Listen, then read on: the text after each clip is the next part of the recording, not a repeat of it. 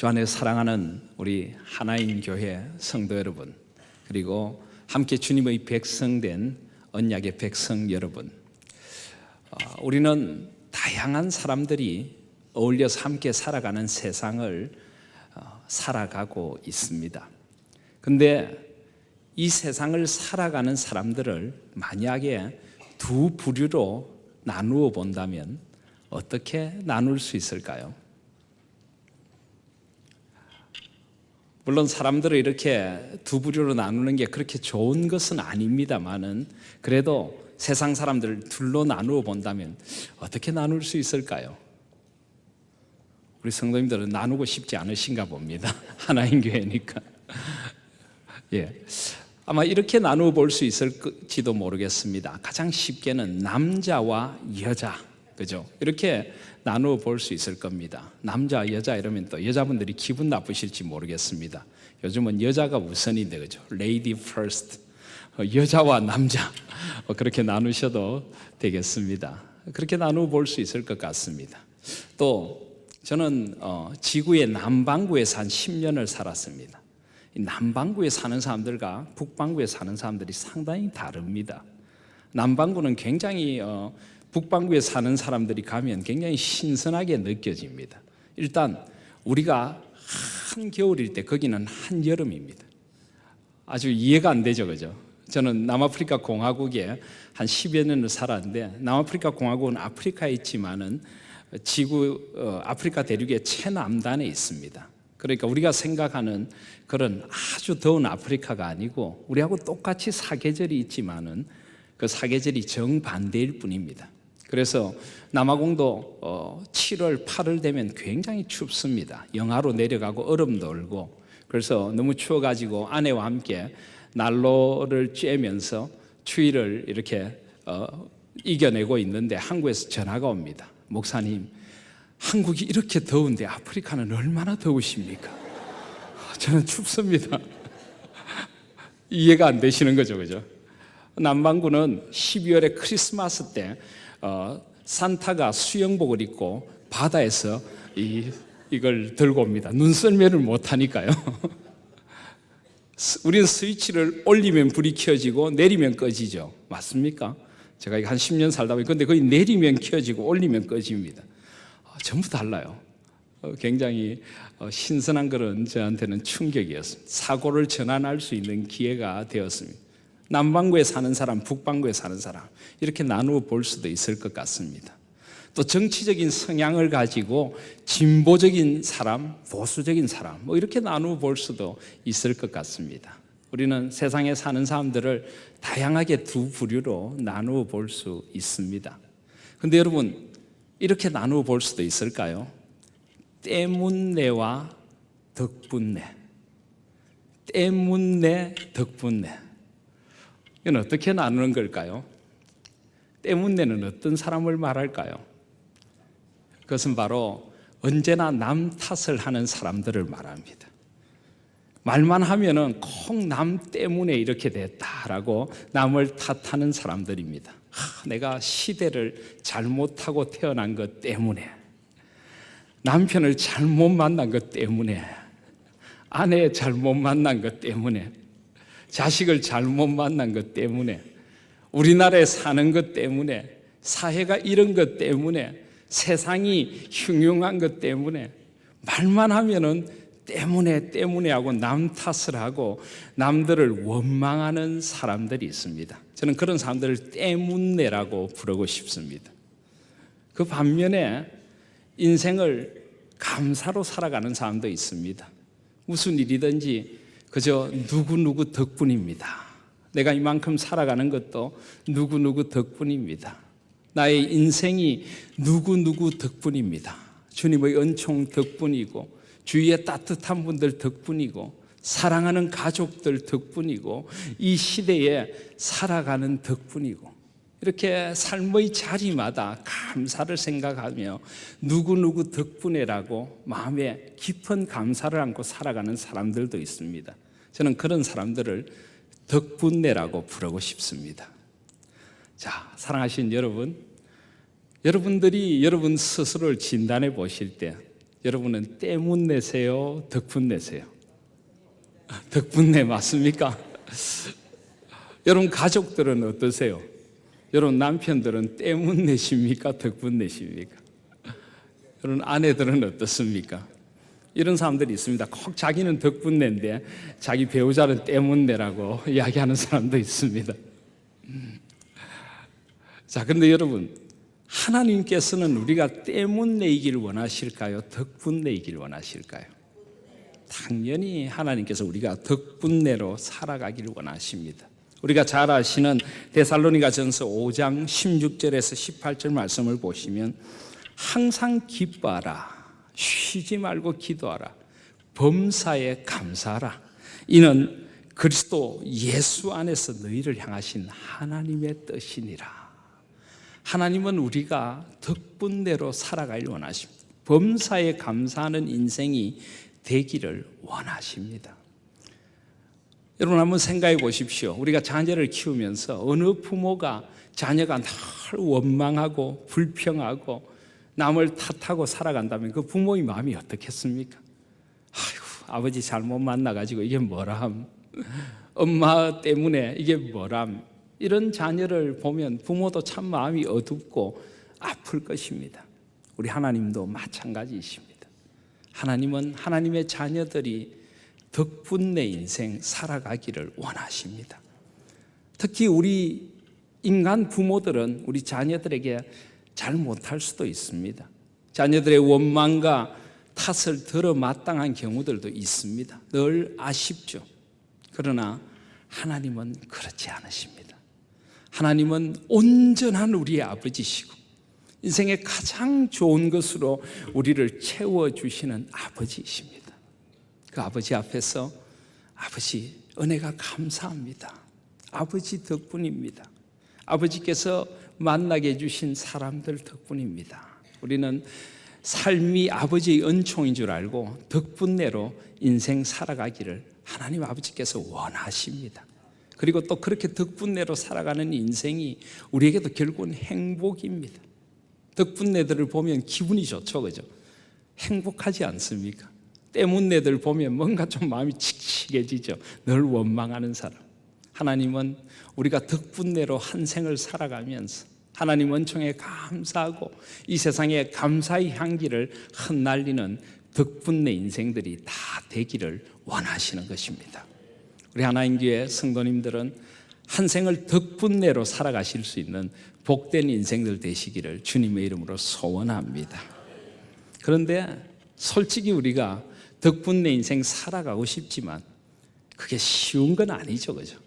인생 살다 보면 감사할 일보다 힘들고 짜증나는 일이 많을 때도 있습니다. 감사하고 싶어도 감사할 수 없는 상황이 우리를 힘들게 할 때도 있습니다. 자, 그렇다면 우리가 어떻게 하나님께서 원하시는 덕분내 인생 살아갈 수 있을까요? 우리 한 생도 행복하고 다른 이들에게도 행복의 향기를 흩날리는 덕분내 인생으로 살아가려면 어떻게 해야 될까요? 오늘 말씀이 바로 그것을 우리에게 가르쳐 주고 계십니다. 오늘 26장 1절을 보시면요, 내 하나님 여호와께서 내게 기업으로 주사 얻게 하시는 땅에 내가 들어가서 거기 거할 때에, 우리가 오늘 읽으신 말씀은 신명기 말씀입니다. 이 신명기는 이스라엘 백성들이 출애굽하여 광야 40년의 세월을 지나고 이제 약속의 땅 가나안으로 들어가기 전에 하나님께서 주신 사랑의 명령들입니다. 어떻게 그 가나안 땅에서 하나님을 사랑하며 하나님의 사랑 안에 거할 것인가, 그걸 가르쳐 주시는 것이 신명기 말씀입니다. 그런데 너희들이 하나님께서 기업으로 주사 얻게 하시는 그 땅에 들어가서 해야 될 일이 있다고 합니다. 그게 뭐냐 하면 2절에 보시면 내 하나님 여호와께서 내게 주시는 땅에서 그 토지 모든 소산의 만물을 거둔 후에 어떤 농사를 짓든지 그 농사의 자리마다 첫 열매를 거둔 후에는 그것을 취하여 강주리에 담고 내 하나님 여호와께서 그 이름을 두시려고 택하신 곳으로 그것을 가지고 가라. 성전으로 가지고 가라는 것입니다. 하나님께 예배드리는 곳으로 가지고 가라는 것입니다. 그리고 3절에 보시면 당시 제사장에게 나가서 그에게 이르기를 내가 오늘날 당신의 하나님 여호와께 고하나이다. 내가 여호와께서 우리에게 주리라고 우리 열조에게 맹세하신 땅에 이르렀나이다. 하나님 앞에서 하나님께서 여기까지 우리를 인도하셨습니다. 이 고백을 먼저 드리라고 합니다. 그런 후에 제사장은 그의 손에서 그 광주리를 취하에다가 내 하나님 여호와의 단 앞에 놓을 것이라 라고 합니다. 한마디로 말하면 감사의 예식을 행하라는 거죠. 뭐 이걸 우리가 교회당에 반드시 무엇을 갖고 오라 이렇게 생각하실 필요는 없습니다. 하나님 앞에서 감사를 가지고 나와서 감사를 일깨우라는 것입니다. 그런 후에 이제 아주 소중한 고백이 나옵니다. 이 신명기뿐만이 아니라 모세오경에는 하나님께 예물을 드리는 규례들을 여러 가지로 말씀하시는데요.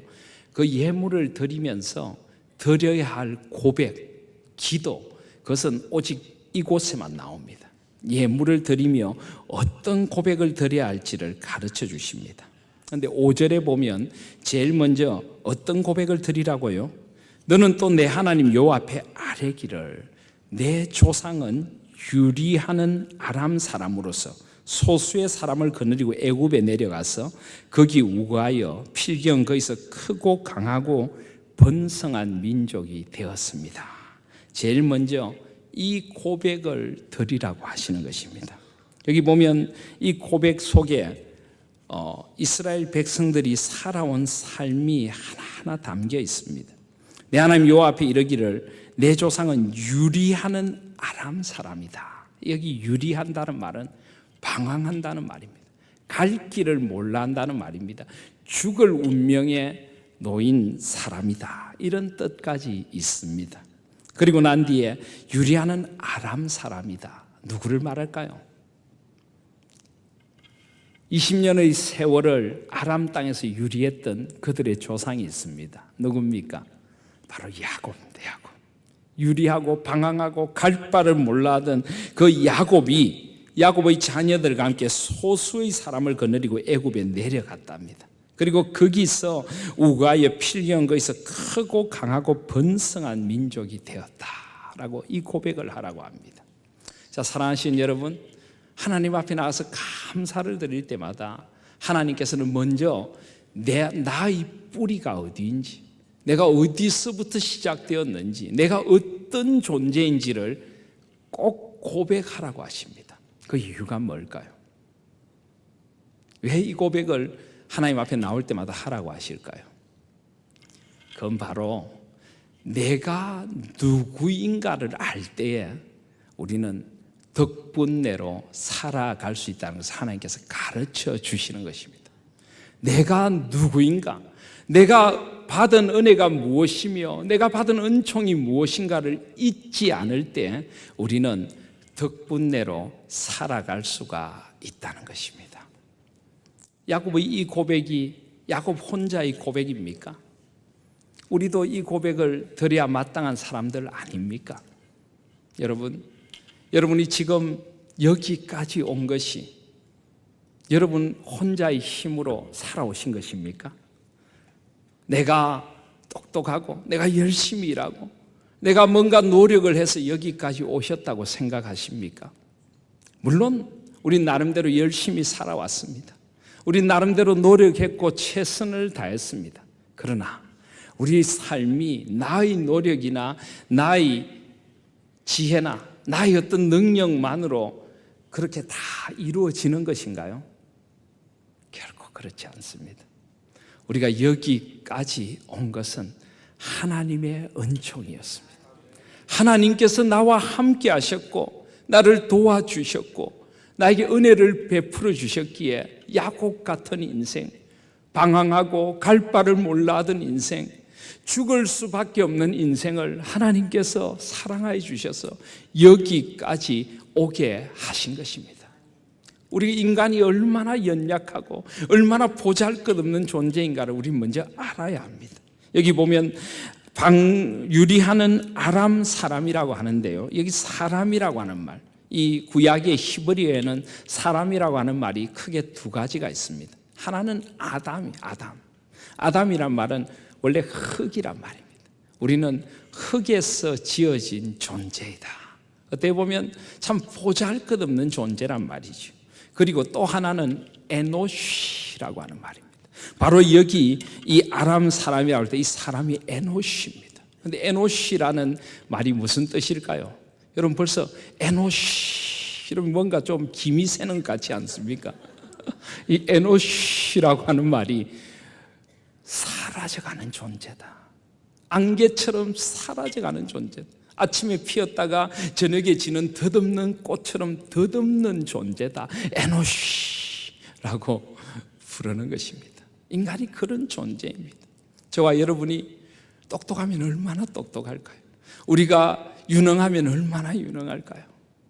우리 같이 연약하고 부족한 존재들을 하나님께서 붙들어 주셔서 여기까지 이르게 하신 것입니다.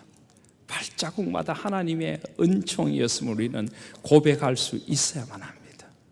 그리고 우리가 여기까지 이르도록 하나님께서는 또 여러 좋은 사람들을 우리에게 붙여주셔서 누군가의 도움으로 여기까지 이른 것입니다. 로마서에 보면은 사랑의 빛 말고는 다른 빛은 지지 마라라고 하는데요, 이 말을 바꾸면 사랑의 빛을 지지 않고 살아갈 사람은 아무도 없다 하는 말입니다. 우리 인간은 누군가의 도움으로 살아갑니다. 제가 자주 말씀드리지만 사람 인자는 비스듬히가 비스듬히에 기대어 있는 거다. 그죠? 비스듬히가 비스듬히에 기대어 있다. 이게 사람인이에요. 사람이란 다 그런 존재입니다. 그래서 인간에게는 4가지 단계가 있다고 하죠. 제일 처음에 인간은 누군가의 도움을 필요로 하는 존재로 시작합니다. 우리 인간은 누구나 혼자 설 수 없어요. 부모님들께서 어릴 때 기지도 못하는 나를 키워주셨습니다. 똥오줌 갈아주시고 먹여주시고 키워주시고, 그리고 부모님의 사랑으로, 또 형제 자매들의 사랑으로, 또 누군가가 나를 가르쳐주고 도와주고 선배들이 선생님이 우리를 다 길러주고 도와주었기에 우린 자라납니다. 사람은 누구나 누군가의 도움을 필요로 하는 단계로 시작하게 되어 있습니다. 그 다음 단계는 뭘까요? 그 다음 단계는 스스로 서는 단계입니다. 이제 성인이 되면 우린 스스로 서게 됩니다. 그리고 그 다음 단계는 뭘까요? 누군가를 도와주어야 되는 단계입니다.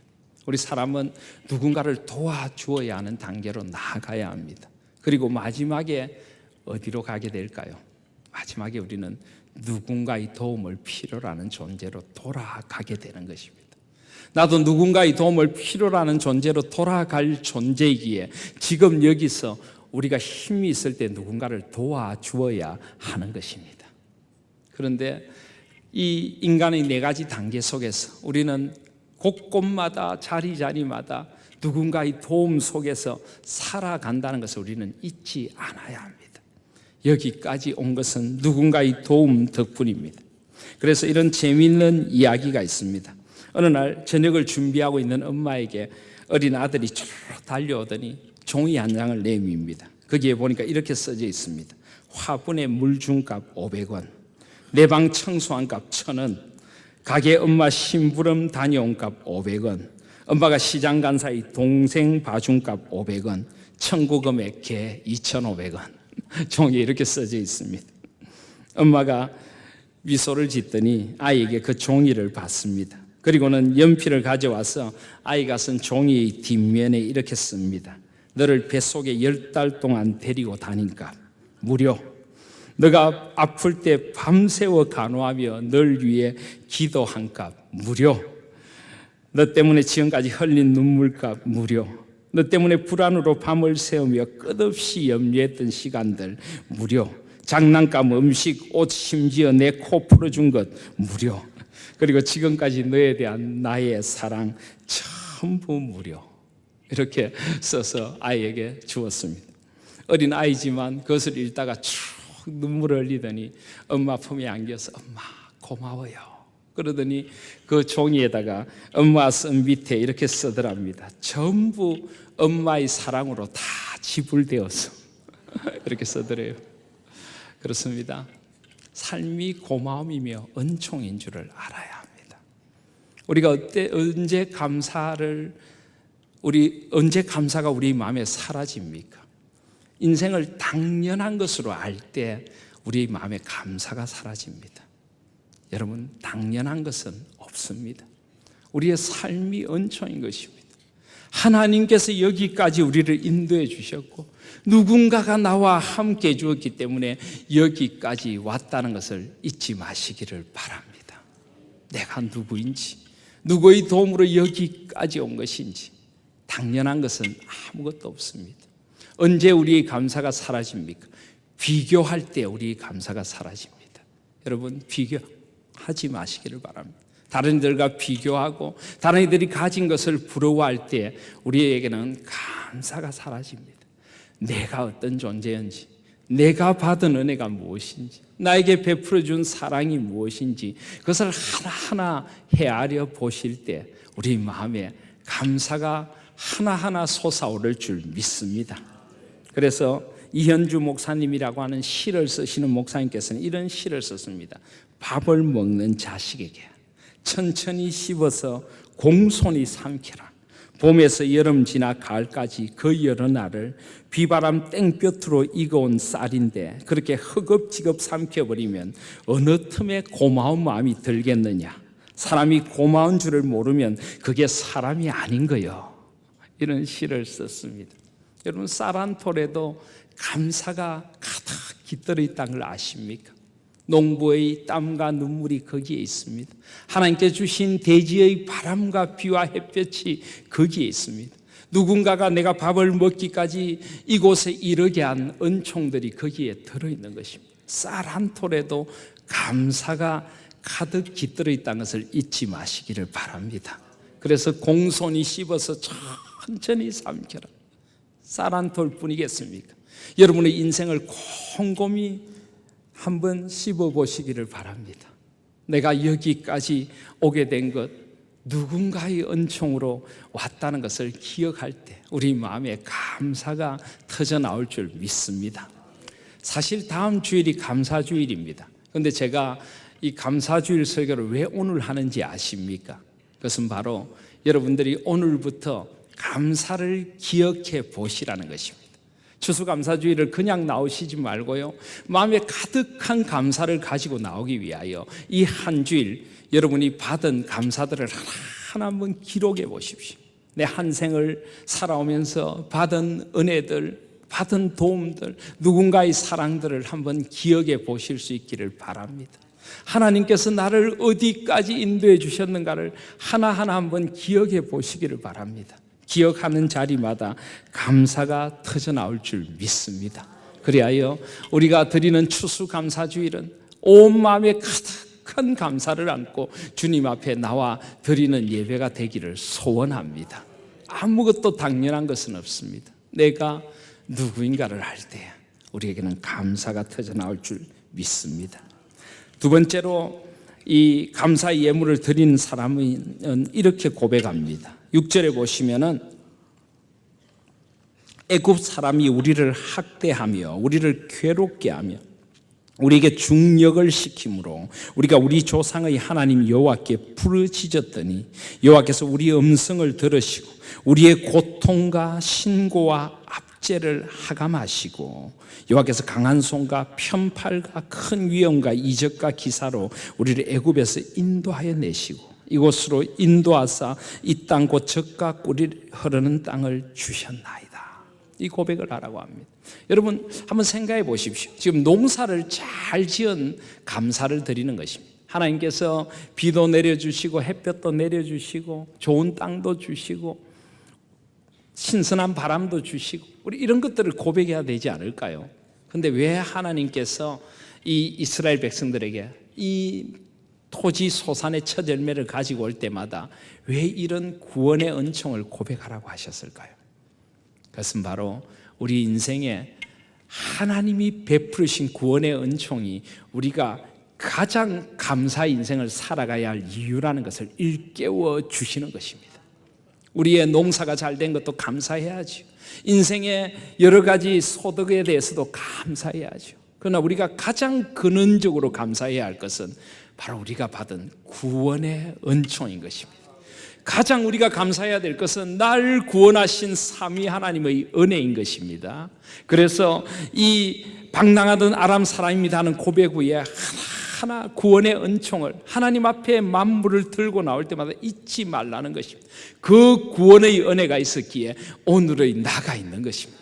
그 구원의 은총이 있었기에 하나님 아버지 앞에 살아가는 내가 있는 것입니다. 그 구원의 은혜, 그 십자가의 은혜, 그 부활의 생명의 은혜, 그걸 잊지 않을 때 우리 마음속에는 근원적으로 감사가 터져 나오게 될 것이라는 것입니다. 인생 살다 보면 아무리 우리가 감사하려고 해도 감사하기 힘든 순간들도 많이 있습니다.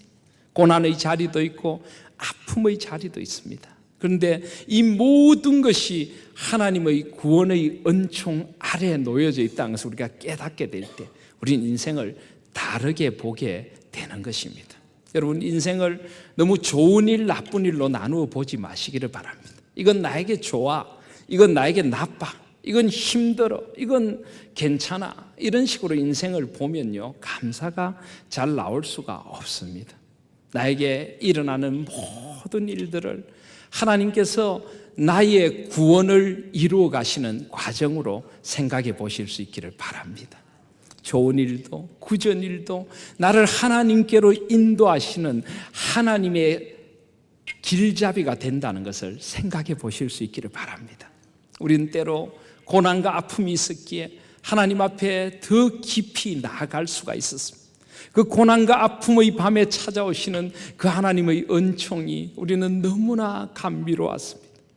가만히 생각하면 날 구원하신 하나님의 은혜가 얼마나 놀라운지요. 오늘 이스라엘 백성들은 그것을 기억합니다. 그들에게도 학대가 있었고 괴로움이 있었습니다. 그들은 고통하고 신고하고 압제, 여러 가지 고통과 아픔 가운데 놓여져서 힘들고 어려운 때가 그들에게도 있었습니다. 그러나 그런 고통의 때에 찾아오신 하나님의 은혜, 그 은혜가 너무나 놀랍습니다. 오늘 지금 이스라엘 백성들은 그런 고백을 하나님 앞에 드리고 있는 것입니다. 사랑하신 여러분, 내가 누구인가를 잊지 않을 때 우리는 삶이 고마움인 줄 압니다. 그리고 하나님이 나에게 어떤 분이신가를 잊지 않을 때 여러분의 삶에 감사가 터져나오게 될 줄 믿습니다. 그래서 오늘 말씀에서 굉장히 우리에게 눈에 띄는 고백이 하나 있습니다. 그게 뭐냐면 내 하나님이라고 하는 것입니다. 26장 1절에 보시면 내 하나님 여호와께서, 2절에도 내 하나님 여호와께서, 계속하여서 4절에도 보면 제사장은 내 손에서 그 강주리를 취하에다가 내 하나님 여호와 이 단 앞에 놓을 것이라. 5절에도 너는 또 내 하나님 여호와 앞에. 왜 계속하여 내 하나님 여호와라고 고백하게 할까요? 10절에 최종적으로 여호와여 이제 내가 주께서 내게 주신 토지 소산의 만물을 가져왔나이다 하고 너는 그것을 내 하나님 여호와 앞에 두고 내 하나님 여호와 앞에 경배할 것이라. 왜 내 하나님 여호와라는 것을 이렇게 강조하실까요? 그건 바로 우리 한 사람 한 사람이 하나님을 나의 하나님으로 만나게 될 때 인생의 진정한 감사가 터져 나올 것이라는 것입니다. 나에게 베푸신 그 놀라운 구원의 은총, 그것이 바로 나에게 진정한 감격과 은혜로 다가오게 될 때 우리는 고난 속에서도 그 하나님의 구원의 은총 때문에 노래할 수 있을 것입니다. 삶의 힘든 가운데도 나에게 더 깊이 찾아오시는 하나님 때문에 감사의 찬양을 드릴 수 있게 될 것입니다. 삶의 모든 자리에 여러분의 하나님, 나의 하나님, 그 하나님이 어떻게 나를 사랑하시는가를 기억하시면 우리는 삶이 고마움인 줄 알게 되는 것입니다.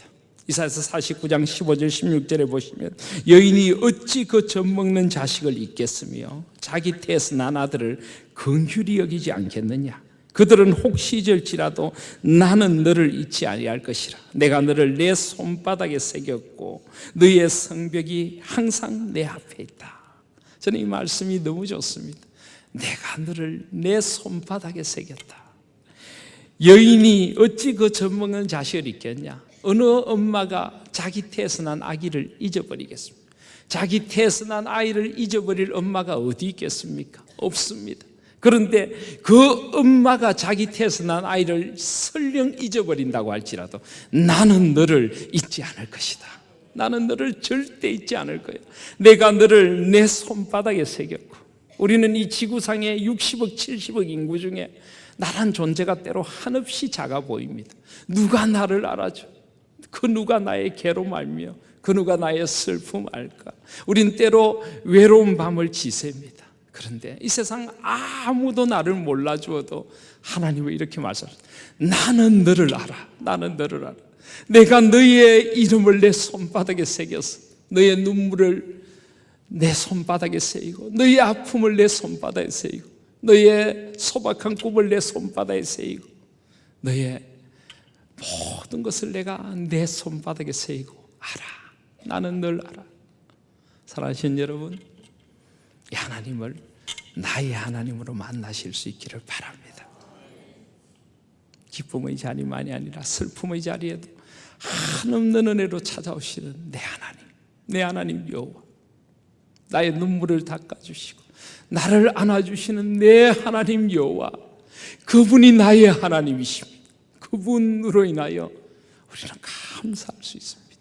그래서 데살로니가전서 5장 16절에서 18절에 보시면은 하나님께서 아까 말씀드린 대로 항상 기뻐하라, 쉬지 말고 기도하라, 범사에 감사하라. 이는 그리스도 예수 안에서 너희를 향하신 하나님의 뜻이라. 여러분, 우리가 언제나 기뻐할 수만은 없는 인생이죠. 모든 것에 감사할 수만은 없는 것이 우리 인생입니다. 그런데 하나님께서 어떻게 대책도 없이 우리 보고 항상 기뻐하라, 범사에 감사하라, 이것이 하나님의 뜻이다라고 하실 수 있을까요? 그것은 바로 하나님께서 우리의 모든 슬픔을 기쁨으로 바꾸어 주실 수 있는 분이시기 때문입니다. 우리의 모든 불평을 감사로 바꾸어 주실 수 있는 분이시기 때문입니다. 하나님과 함께 한다면 슬픔의 자리에도 세상이 알지 못하는 놀라운 위로와 기쁨을 발견할 수 있기 때문입니다. 불평과 원망의 자리에도 찾아오셔서 그것을 감사로 바꾸시는 하나님이 계시기에 우리는 범사에 감사할 수 있는 겁니다. 그래서 그 두 말씀 한가운데 뭐가 있습니까? 쉬지 말고 기도하라. 쉬지 말고 기도하라. 쉬지 말고 기도한다는 것이 밥도 안 먹고 기도하라는 건 아니죠. 늘 하나님 안에 머물러 있는 것입니다. 어둠과 힘듦의 자리에서 주여 하고 부르짖을 수 있는 마음입니다. 삶의 모든 자리에서 하나님의 함께 하심을 느끼며 아버지 하고 부를 수 있는 마음, 늘 아버지께 잇대어 있는 그 마음, 늘 하나님 안에 살아가는 마음, 그것이 바로 쉬지 말고 기도하는 것입니다. 그렇다면 우리 모든 자리에 세상이 알지 못하는 기쁨과 감사가 차오르게 될 것입니다. 하나님이 나의 아버지이시기 때문입니다. 하나님 안에서 우리 감사를 회복하실 수 있기를 바랍니다. 그래서 다형 김현성 시인은 감사하는 마음이라는 시에서 그렇게 노래했습니다. 마지막 가을 해변에 물 잠든 산비탈의 생명들보다도, 눈 속에 깊이 파묻힌 돼지의 씨앗들보다도, 난로에서 꺼내오는 매일의 빵들보다도, 언제나 변치 않는 온도를 지닌 어머니의 품 안보다도 더욱 다수운 것은 감사하는 마음이다. 감사하는 마음은 언제나 은혜의 불빛 앞에 있다. 그런 후에 제일 마지막에 이 시를 마치면서 김현성 시인은 이렇게 노래합니다. 감사하는 마음, 그것은 곧 아는 마음이다. 내가 누구인가를, 그리고 주인이 누구이신가를 깊이 아는 마음이다. 하나님 앞에서 하나님이 나의 삶에 어떤 분이신가를 알아갈 때 우리 인생에 놀라운 감사가 터져 나오게 될 줄 믿습니다. 그래서 여러분, 이번 한 주간 하나님께서 나에게 어떤 분이신지를 하나하나 한번 기억해 보실 수 있기를 바랍니다. 나에게 베푸신 구원의 은총을 기억해 보실 수 있기를 바랍니다. 찬송가 429장을 쓴 찬송 시인은 이렇게 말했습니다. 세상 모든 풍파 너를 흔들어 약한 마음 낙심하게 될 때 내려주신 복을 세워보아라. 주의 크신 복을 내가 알리라. 여러분, 세상의 풍파가 나를 흔들 때 고요히 찬송을 부르며 내려주신 주의 복을 한번 세워보실 수 있기를 바랍니다.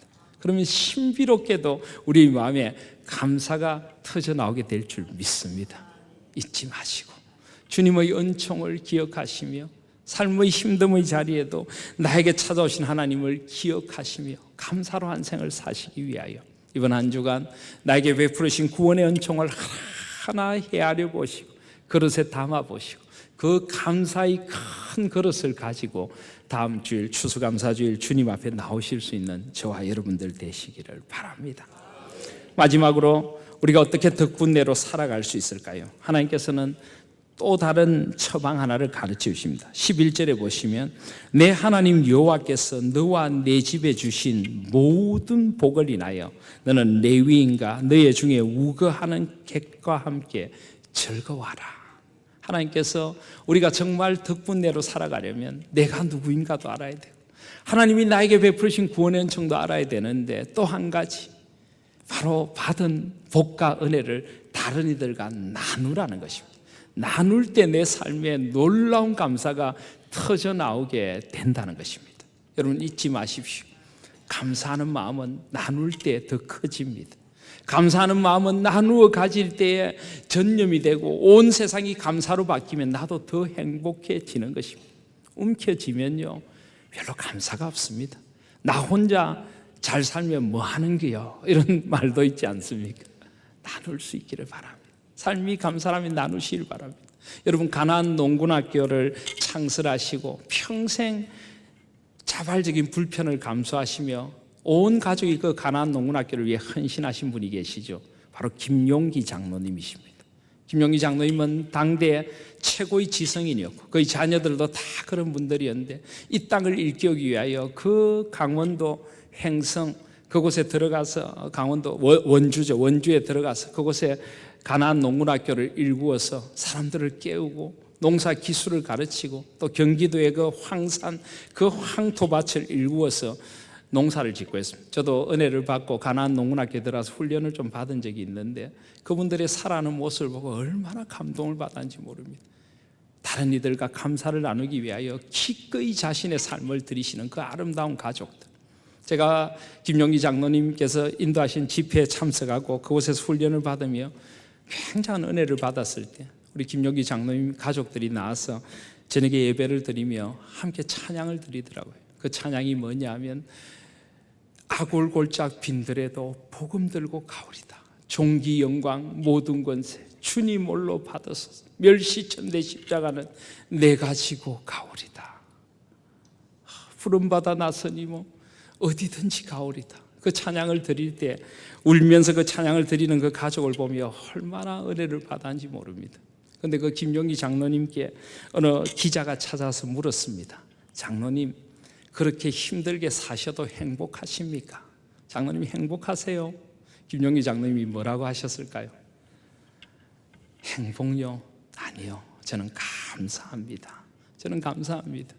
제 삶을 나눌 수 있는 게 감사하고 제 삶을 드릴 수 있는 누군가 있는 게 감사합니다. 저는 감사로 한 생을 살아갑니다. 그런데 그렇게 사니까 참 행복하네요. 사랑하신 여러분, 행복을 추구하기보다는 하나님께서 주신 감사를 나누며 함께 감사를 다른 이들에게 전할 때 진정한 행복이 내 가슴 밑바닥에서부터 솟아 올라오게 될 줄 믿습니다. 소외되고 힘든 이들, 아파하는 이들, 그들에게 나아가서 그들에게 감사의 사람이 되어주시길 바랍니다. 함께 감사하는 세상, 그것이 바로 하나님께서 원하시는 세상인 것입니다. 더 깊이 감사하고 그 감사를 나눌 때 우리의 삶에 감사의 빛깔이 점점 크게 물들어가게 될 줄 믿습니다. 이제 말씀을 맺습니다. 사랑하신 하나님 교회 성도 여러분, 우리 모두 덕분내로 한 생을 살아가십시다.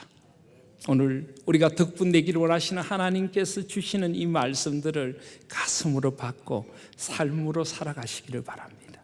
내가 누구인가를 절대 잊지 마십시오. 내가 받은 은혜가 무엇인가를 잊지 마시길 바랍니다. 하나님이 내 삶에 어떤 분이신지, 그분이 베풀으신 그 놀라운 구원의 은총들을 하나하나 헤아려 보시길 바랍니다. 나의 이름을 그 손바닥에 새기신 그 사랑 헤아려 보시기를 바랍니다. 그리고 하나님의 손을 붙들고 다른 이들에게로 나아가실 수 있기를 바랍니다. 나도 누군가의 도움으로 여기까지 왔습니다. 누군가에게 하나님의 감사를 전하고 누군가의 기댈 언덕이 되어줄 때 우리 삶은 감사의 빛깔로 더 아름답게 물들어가고 우리 입에는 감사의 찬양과 감사가 터져 나올 줄 믿습니다. 온 땅에 덕분내들이 가득한 세상, 하나님께서 꿈꾸시는 하나님의 나라를 먼저 여러분들이 덕분내가 되셔서 사람들에게 감사합니다고 전해줄 수 있는 여러분들 되시길 바랍니다. 그래서 이번 한 주간 숙제를 하나 더 드립니다. 첫 번째는 내가 받은 은혜를 기록해 보시고, 두 번째는 하나님의 사랑을 기록해 보시고, 세 번째는 이번 한 주간 감사를 표현하시길 바랍니다. 여러분들이 살아오면서 감사해야 될 분들을 하나하나 생각하고 가능하면 그분들에게 전화라도 한번 드리고 문자라도 한번 드리세요. 제가 어제 우리 교단의 목사님 은퇴식을 가는데 그 목사님께서 자신을 가르치신 연로한 목사님 두 분을 초청하셔가지고 답사를 하면서 봉투를 준비해서 그분들께 드리더라고요. 정말 감사했습니다. 그리고 아내한테도 주더라고요. 아내한테도 비자금 모은 겁니다. 여보 감사했어요. 얼마나 사람들이 감동을 받았는지 모릅니다. 여러분들도 이번 한 주간 여러분들이 감사해야 될 분들을 기억하시고 그분들에게 감사의 전화라도 한번 드리고 감사 인사도 한번 드리시길 바랍니다. 여러분들의 주위에 더불어 살아가는 이들, 그들에게 한번 감사해 보십시오. 그분들이 직장의 동료이든 직장에 여러분들 아래에 있는 사람이든 또 누구이든지 또 우리 이웃들, 우리 가족들에게 고맙다고 그 손을 한번 잡아주고 참 감사했다고 진심 어린 감사를 표현해 볼 수 있는 한 주간이 되시기를 바랍니다. 그래서 점점 가득한 감사의 열매를 안고 추수감사의 자리에 나올 수 있는 저와 여러분들 다 되시기를 주님의 이름으로 소원드립니다. 아멘.